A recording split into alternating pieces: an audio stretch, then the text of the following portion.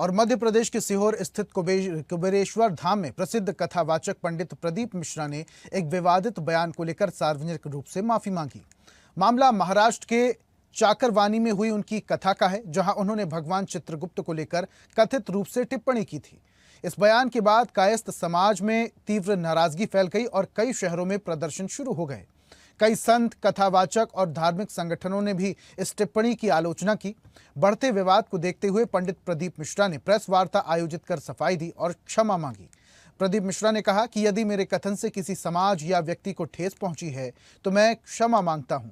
मेरा उद्देश्य कभी भी किसी को भी दुख पहुंचाना नहीं था। देखिए, विषय कोई भी आप अगर प्रसंग उठाएंगे, शास्त्रों को ब्रह्म वैवर्त पुराण से उठाएंगे तो राधा रानी का प्रसंग भी आपको पढ़ने को मिलेगा। हम लोग जो पुराणों में या शास्त्रों में अध्ययन करते हैं वही हम लोग सम्मुख में कहते हैं, पर हो सकता है कई लोगों को वो चीज़ें स्मरण में नहीं आती या पढ़ने में नहीं आती, तो उनको लगता है कि ये हो ही नहीं सकता, वो भी प्रसंग रहते हैं। पर अभी के जो प्रसंग हैं या मूल जो प्रसंग हैं, और देखिए एक वक्ता है, वक्ता अपनी व्यासपीठ से अगर कोई बात कह रहा है तो वो उसके अंदर की भी बात सामने प्रस्तुत करता है कि उसके अंदर के भाव क्या है।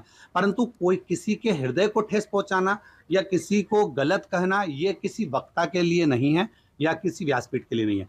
हम कायस्थ समाज भी हमारी है संपूर्ण, हम तो चारों वर्णों को अपना मानकर चलते हैं, ब्राह्मण और क्षत्रिय, वैश्य और शूद्र, सबको हम अपना मानकर चलते हैं। किसी भी समाज के लिए आज तक व्यासपीठ ने कभी गलत नहीं कहा। चाहे आप पूर्व के जितने भी व्याख्यान उनको उठाकर देखेंगे तो सभी समाजों का सम्मान किया है इस शिव महापुराण की कथा ने और इस व्यासपीठ ने। पर फिर भी अगर किसी को गलत लग रहा है और अगर किसी के हृदय को हमारी वाणी से अगर ठेस पहुंची है इन शब्दों के लिए, तो मैं क्षमा